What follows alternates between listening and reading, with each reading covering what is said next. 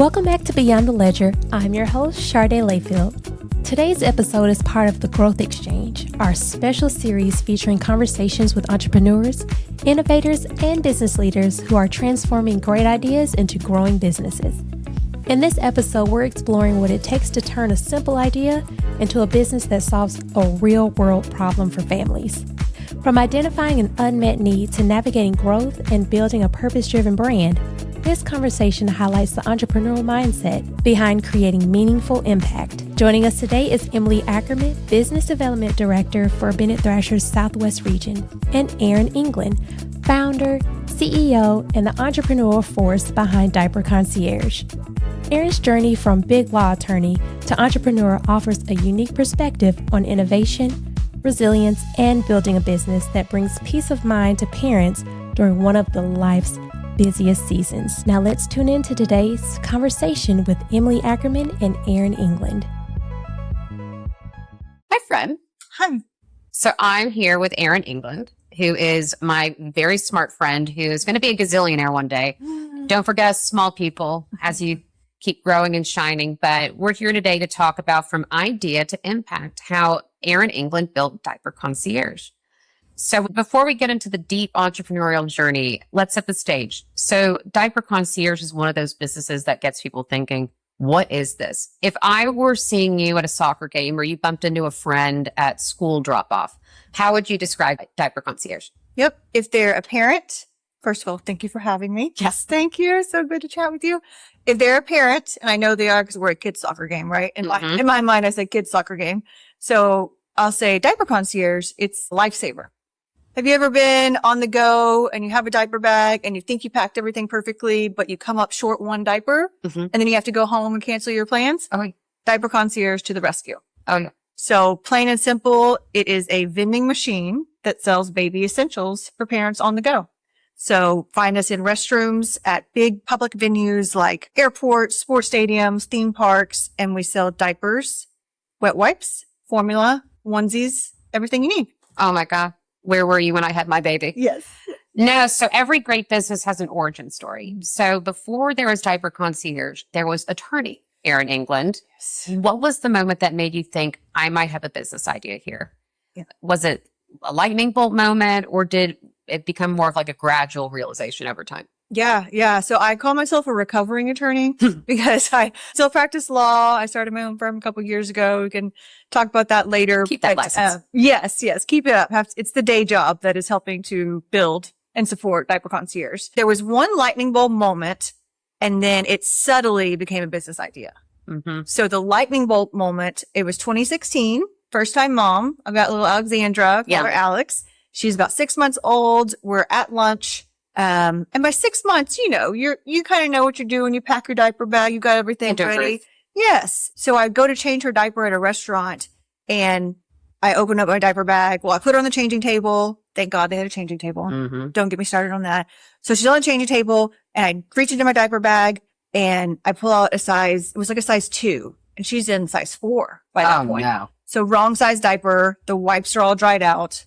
It was just a nightmare situation. So in my mind, it ruins my whole day. Now we have to go home. What are we going to do? And I remember looking over at the tampon dispenser in that bathroom, that clunky metal, you know what I'm talking about. Oh, yeah. And in that moment, just being so angry, very frustrated, very angry that of all the things that I could get from a vending machine, I can't get the one thing that my kid needs right there. Oh, yeah.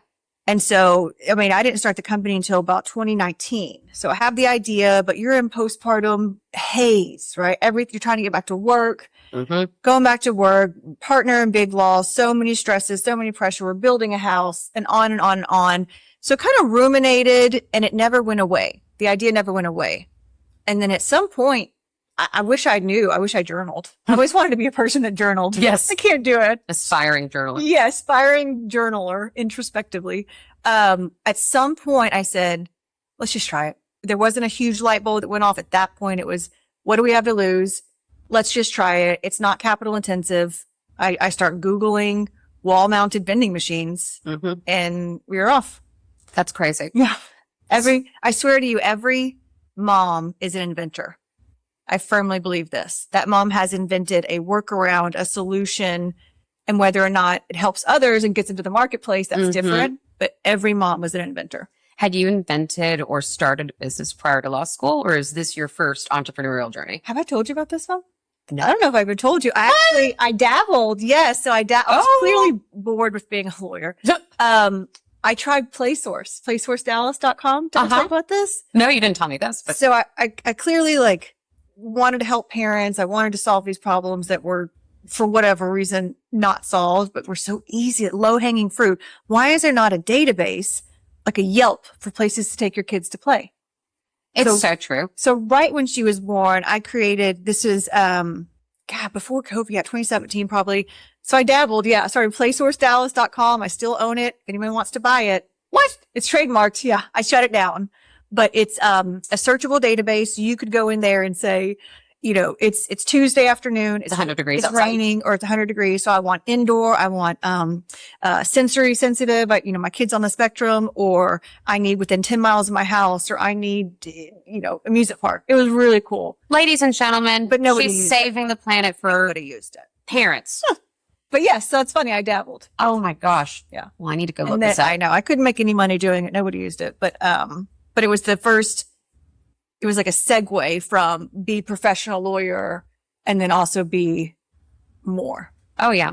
Now, what's something about launching a business that nobody warned you about? Oh man, so much, so many expenses, so many expenses, insurance, overhead. It's a lot of little things that add up. And when I read these articles about a lack of access to capital for a lot of entrepreneurs, a lot of women entrepreneurs, especially, that's what just really makes my blood boil. Cause if I can't put a deposit down on a storage unit, if I can't put $5,000 down per machine deposit, if I can't get that shipped to me, $1,000 for shipping, $500 for insurance for the shipping. And we had access to that capital because day job. Yeah. I literally can't quit the day job. If my law firm succeeds, Diaper Concierge succeeds. For sure. But without that, what would people do? So that's why more of these businesses haven't materialized. And since you've grown, you've mentioned a couple of places where you have these vending machines. When did you get to a point in your career where you said, this is really working? Yeah. When I hit DFW airport, that was big. That's the mecca of airports. Yes. It was at the time we installed in late 2022. And at the time it was the second busiest commercial airport in the world. I think they're like number 4 now, but, that was big. That was a 27-month contract process. Oh my gosh. From conversation number 1 to installation number 1 of 4 machines there. That I said, man, this is going to do something. And I think when people really started using it, and I had to restock it twice a week. Oh yeah. Because before that we had Love Field, we had Co-America Center, we had Kidzania, we had other venues, but that was really a big one. So when you land that big contract, All the international travel that comes through there too. it's 6 million passengers per month or something in Terminal A. It's wild. That's insane. Yeah.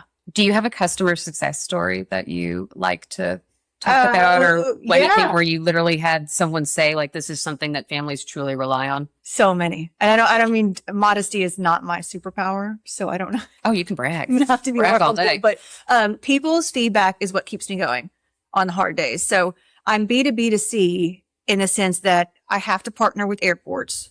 We'll talk about Universal later. Theme parks. I need the big venues to contract with directly, but my ultimate consumer is you and me. His mom, his dad, his nanny, his grandma going through that airport or theme park.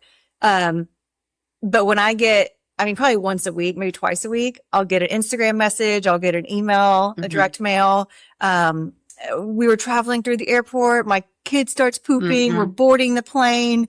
They Googled it and they happened to be in the right terminal. And, they found it at Terminal C at DFW. Yep. A lot of dads email me. And I know that shouldn't be a surprise, but if we save the day, like if a onesie saves the day, someone just ruined their clothes and you have no options, I'll hear about it. Oh, yeah. And it's funny that we're talking about the dads. I'm curious, what is the most sold item in these vending machines? I love this anecdote because number 1 selling item is a size 5 diaper. So just for everybody's It's a 2-year-old. background, we have sizes 3, 5, 7 pull up, and then a youth adult diaper again for disabled youth. Wow. A lot of children on autism spectrum. We got a lot of feedback from parents about adding that. Wow. So really proud to have added that recently. And then we have wipes, formula, onesies, and a tampon and pad in our women's restrooms. Size 5 diaper by far. But in the men's restrooms, we sell a lot of wet wipes. For themselves or their children? We do not disclose. I don't follow up. Well, one thing that I think is so interesting about your company is most people a lot of them do become parents, or you definitely have family and friends that are parents. This is something that every venue that hosts and has a ton of people should all just be grabbing by the bits and just coming to you. The floodgates should be open. What is the biggest challenge with who you are trying to pitch to? Let's talk about that. Let's talk about the should. You heard this saying, should is could wrapped in shame. Yes. Why? And I if somebody can give me God's honest truth, I do not know why they say no. And it's not necessarily a middle-aged white man who's in management that's the roadblock for me, but oftentimes it is. But if you're Disney, and I'm talking to Disney, I'm very excited. We're talking to Disney, you're talking to whoever, you're talking to an airport. Let's just call it, random ABC venue. ABC venue, I go to them and I say, hey, not only do you fit the profile, so you're family friendly, you're a large scale venue. Parents can't just run to their car. Mm-mm. Like if you're at Tom Thumb, if you're at Target, you can't just run to your car and get a diaper or buy one right there, big box.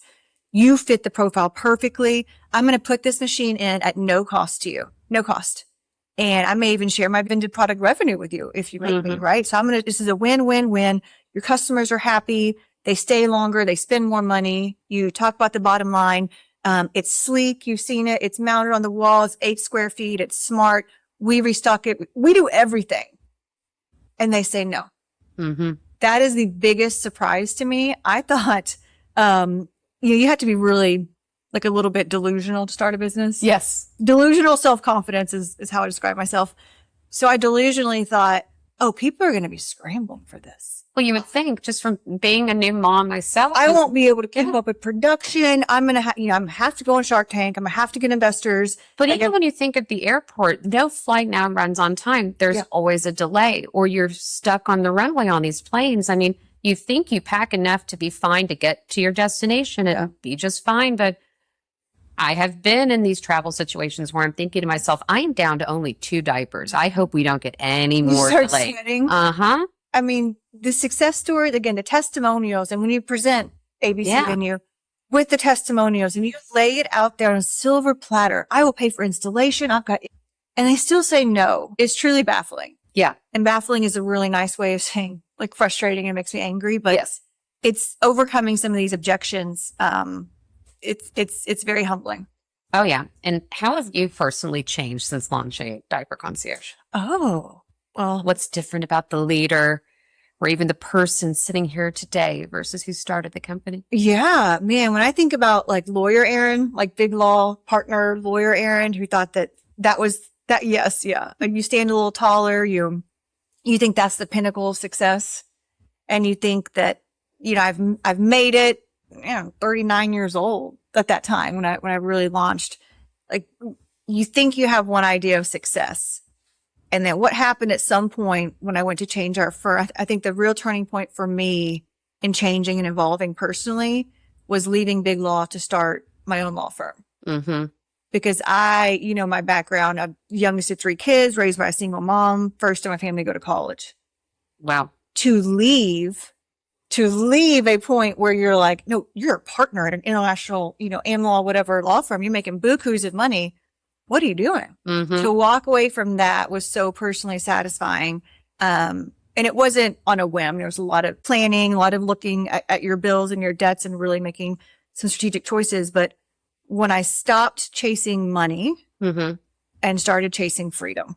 Oh, yeah. And I speak in bumper stickers. My husband says it all the time. I speak in bumper stickers. I speak in bumper stickers, but that was truly I can feel it. I can feel how I spend money, how I plan my next 2 weeks, how I plan my day. It's no longer, worshiping a firm, a corporate, a partner I want to impress. Mm-hmm.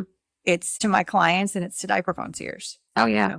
Now, one thing that I'm curious about with your company is really also how the industry is evolving and changing. What are some trends or new products that you kind of have on the horizon? Because you've already got the true essentials. You got the diapers, the wipes. Are there any brands or trends coming out that you're really excited about? There's so many, there's so many diaper brands. There's bougie diaper brands. There's, a diaper is on average 35 cents a diaper.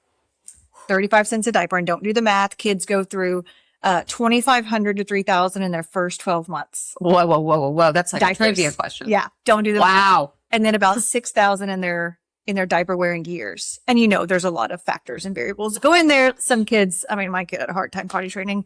And I think the data shows us size 5s and size 7s that I'm selling. Kids are wearing diapers longer. Mm-hmm. I like this question. So I'd love to partner with a diaper brand. Love to partner with a diaper brand who could be our exclusive provider.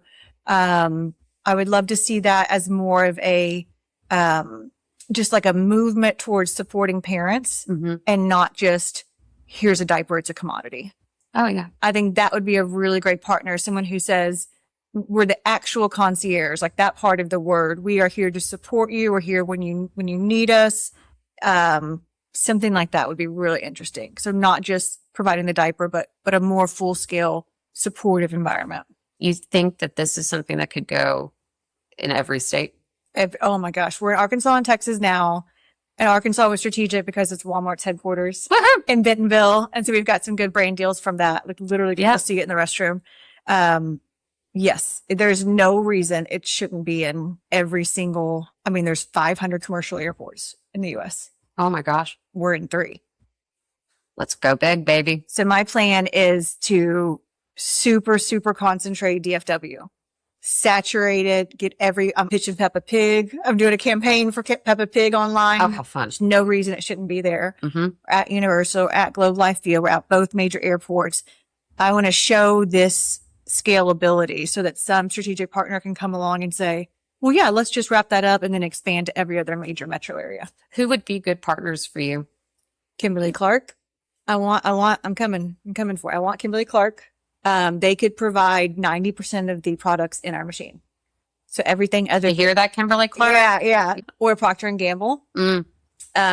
It's truly anyone, they can provide everything other than the formula and the onesie. Mm-hmm. And the onesie is a trademarked name. So I have to mention Gerber. I would love to partner with Gerber and, on that as well. Now, a random question I want to know. If you had to have a celebrity endorsement. Oh, I love this. Who would be your parent? So many. Alex Morgan. Okay. National League Soccer. So many. Jessica Alba. Real? Oh, she's got a bunch of products. Yes, she's honest. Amy Schumer. I think she's so funny and so real. Whitney Cummings. Oh, she's hilarious. It's a lot of, and she had a big issue with postpartum depression. She's very open about it. She's an advocate for support. I've got like 10. Yeah. Sarah Blakely. She would love this. Oh, Space Lady. Yes. I have slid into so many DMs of people, but yes, the right person will come along. I'm certain. Oh, Snooki. Can you imagine getting Snooki? She has 3 kids now. Like the Jersey Shore? Yes. Snooki? Oh, that would be a great TV campaign. Yeah. Now, every founder has a vision that's bigger than what people see right now.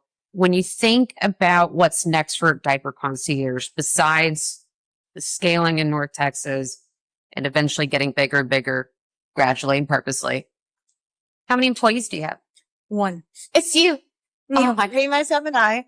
But we do have, and I always speak in we because I don't know, women are collaborative. We are. So I always speak in terms of we, but, of course my family is very supportive. My husband's done his fair share of lugging these machines back and forth, but, I work with contractors, 1599 contractors. I just hired a woman that lives across the street from Universal Kids Resort. Like she can walk there.